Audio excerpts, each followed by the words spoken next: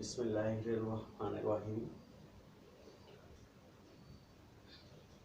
গুইমারা সরকারি কলেজের পক্ষ থেকে শুভেচ্ছা ও অভিনন্দন। প্রিয় শিক্ষার্থীরা, আশা করি তোমরা ভালো আছো, সুস্থ আছো, নিরাপদে আছো। আজকে আলোচ্য বিষয় বাংলাদেশ সংবিধানে বাংলাদেশের প্রধানমন্ত্রী।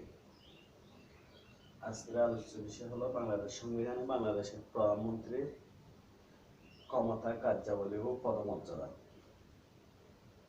আমি আলোচনার সুবিধার্থে কয়েকটি পর্যায়ে ভাগ করছি।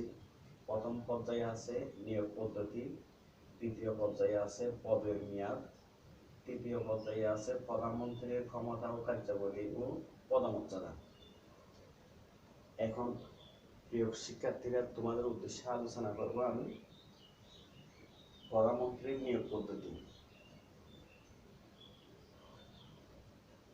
বাংলাদেশ সংবিধান 1972 সালে রচনা করা হয়। সেখানে বাংলাদেশ সংবিধানে বলা হয়ে আছে, বাংলাদেশ সংবিধানে সংসদীয় পদ্ধতির সরকার ব্যবস্থা অন্তর্ভুক্ত করা হয়েছে। সংসদীয় পদ্ধতির সরকার ব্যবস্থায় প্রধানমন্ত্রী নির্বাহী ক্ষমতার অধিকারী হয়ে থাকেন। বাংলাদেশ সংবিধানের 55(2) উপর অনুচ্ছেদে বলা হয়েছে, সকল ক্ষমতা অর্থাৎ সংসদীয় পদ্ধতির সরকার ব্যবস্থায় সকল ক্ষমতা প্রধানমন্ত্রী কেন্দ্রিক নির্বাহী ক্ষমতা পরিচালিত হবে। অর্থাৎ প্রধানমন্ত্রীর নামে নির্বাহী ক্ষমতা পরিচালিত হবে। প্রধানমন্ত্রীকে কেন্দ্র করে ক্ষমতাগুলি আবর্তিত হবে। এখানে বলা আছে নিয়োগ পদ্ধতি। জনগণের সরাসরি ভোটে যখন বিভিন্ন এলাকা থেকে, অর্থাৎ বাংলাদেশের 300টি সাধারণ এলাকা থেকে 300 জন সাংসদ বা এমপি নির্বাচিত হবে জনগণের ভোটে। এই এমপিদের বা সংসদের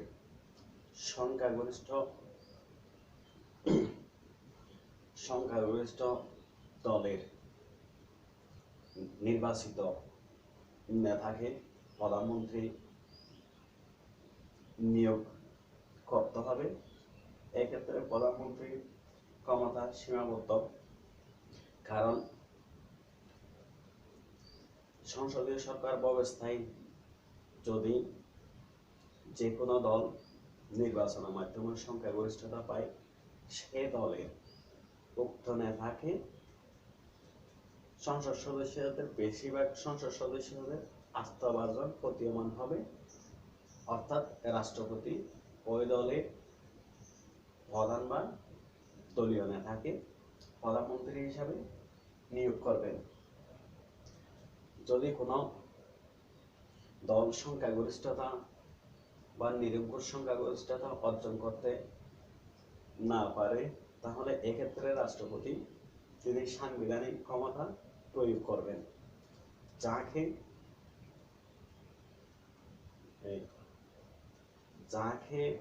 বেশিরভাগ সংসদ সদস্যদের আস্থাভাজন বলে মনে করা হয়, তাকে নিয়োগ করবেন প্রধানমন্ত্রী হিসাবে। প্রধানমন্ত্রীর পদের মেয়াদ সাধারণত 5 বছর হয়ে থাকে। বাংলাদেশের ক্ষেত্রে প্রধানমন্ত্রীর মেয়াদ 5 বছর। যদি প্রধানমন্ত্রীর আসন শূন্য হয়, যখন প্রধানমন্ত্রী নিঃস্বাক্ষরযুক্ত পদত্যাগপত্র রাষ্ট্রপতিকে প্রদান করেন, এক্ষেত্রে প্রধানমন্ত্রীর পদ শূন্য হয়। যদি প্রধানমন্ত্রীর অনুরোধ করেন যে সংসদ ভেঙে দেওয়ার জন্য রাষ্ট্রপতিকে, তাহলে এক্ষেত্রেও প্রধানমন্ত্রীর আসন শূন্য হয়। তবে এখানে একটা কথা বলে রাখি, পরবর্তী প্রধানমন্ত্রী না আসা পর্যন্ত বা স্থলাভিষিক্ত না হওয়া পর্যন্ত রাষ্ট্রপতির অনুরোধে তিনি প্রধানমন্ত্রীর দায়িত্ব পালন করবেন। এবার চলা আসে তৃতীয় ভাগে প্রধানমন্ত্রীর ক্ষমতা, কার্যাবলী ও পদমর্যাদা।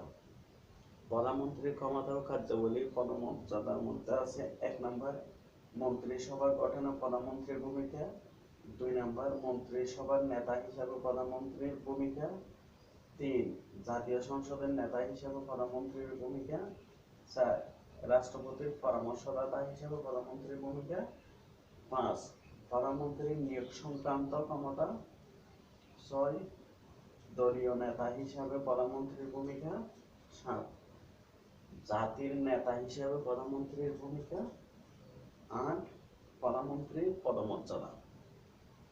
আমরা এগুলি ধারাবাহিকভাবে আলোচনা করব।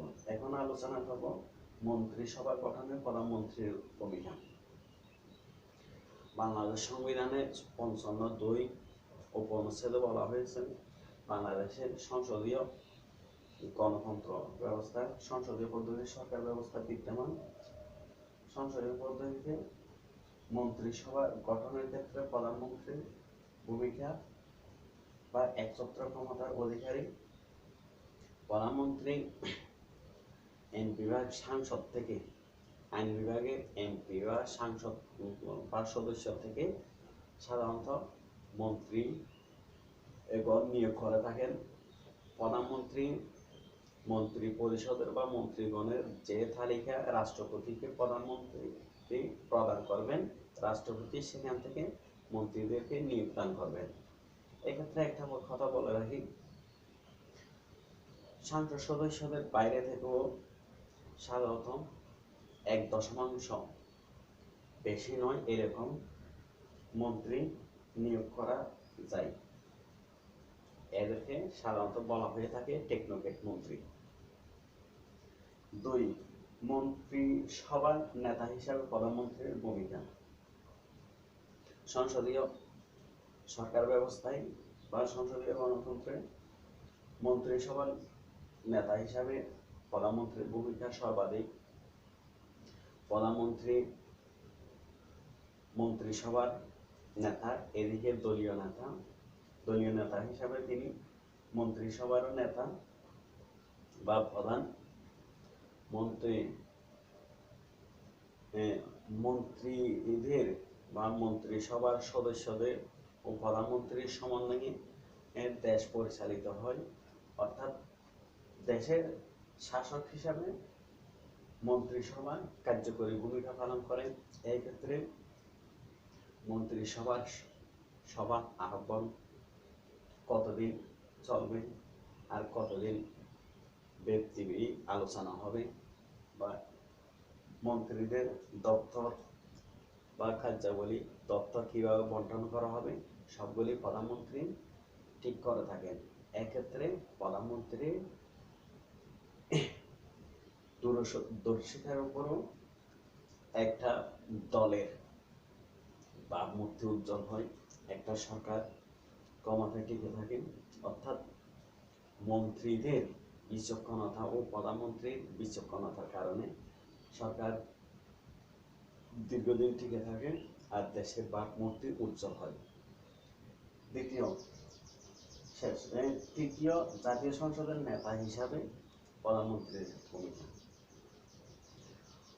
সরকার গঠনের পর প্রধানমন্ত্রী জাতীয় সংসদের নেতা, দলীয় নেতা ও মন্ত্রী পরিষদের নেতা।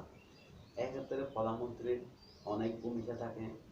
প্রধানমন্ত্রী সাংসদদের, নিজ দলের সাংসদদের পরিচালনা করে থাকেন, এদিকে রাষ্ট্র পরিচালনা করে থাকেন। এদিকে মন্ত্রিসভার নেতা হিসাবে প্রধানমন্ত্রীর অনেক কাজ থাকে।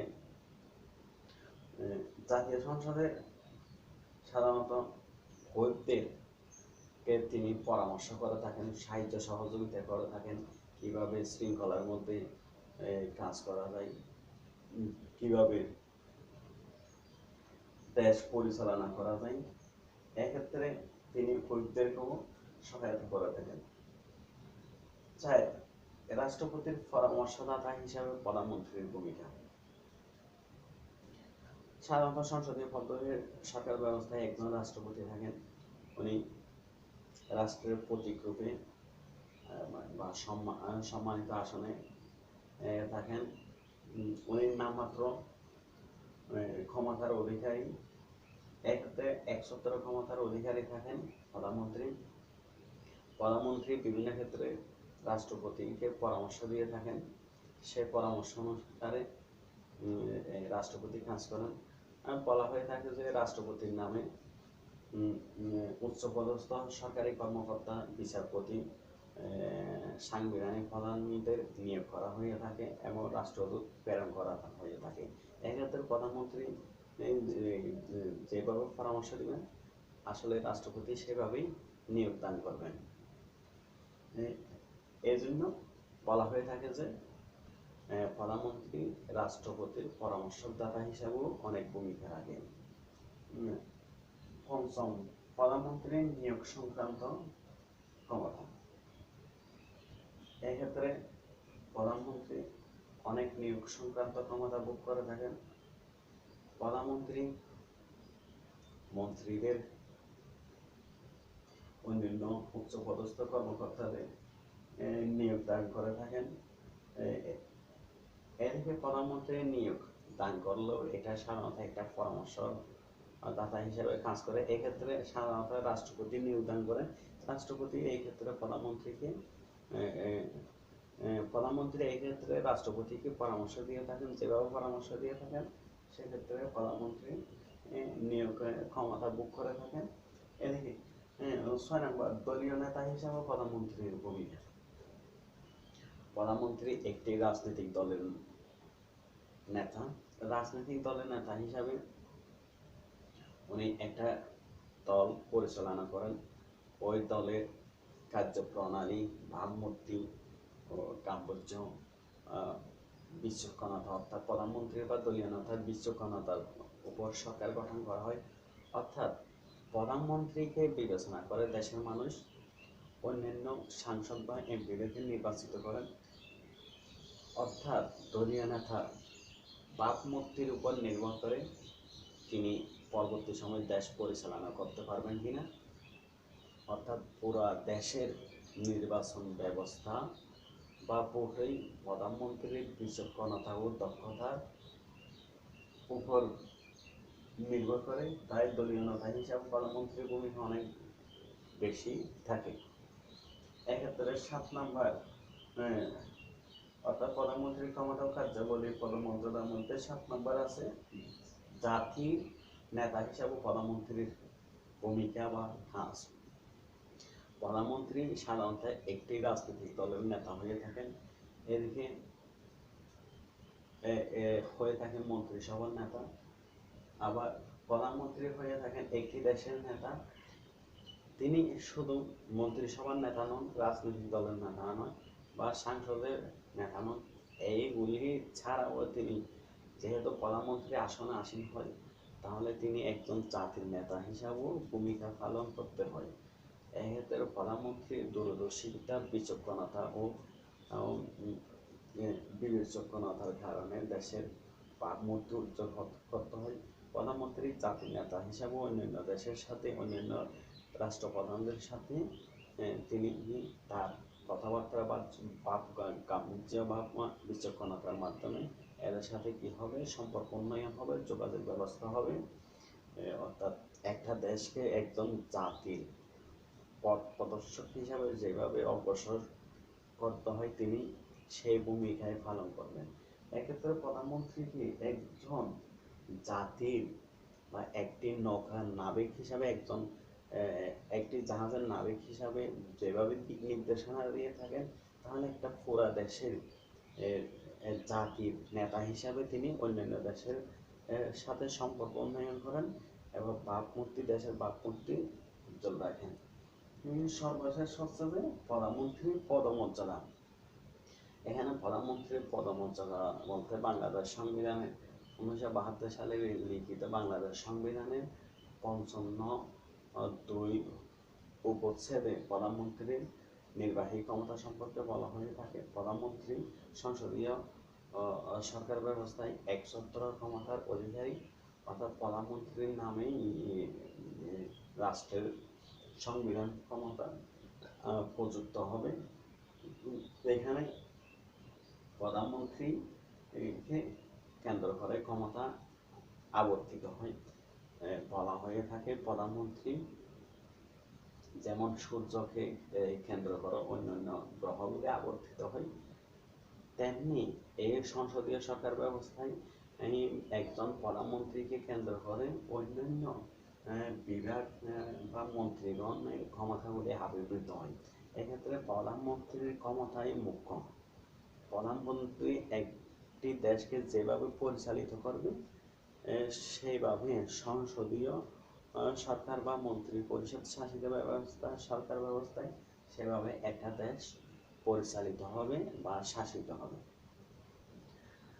আজকে এতটুকু প্রিয় শিক্ষার্থীরা, তোমরা যদি কোনো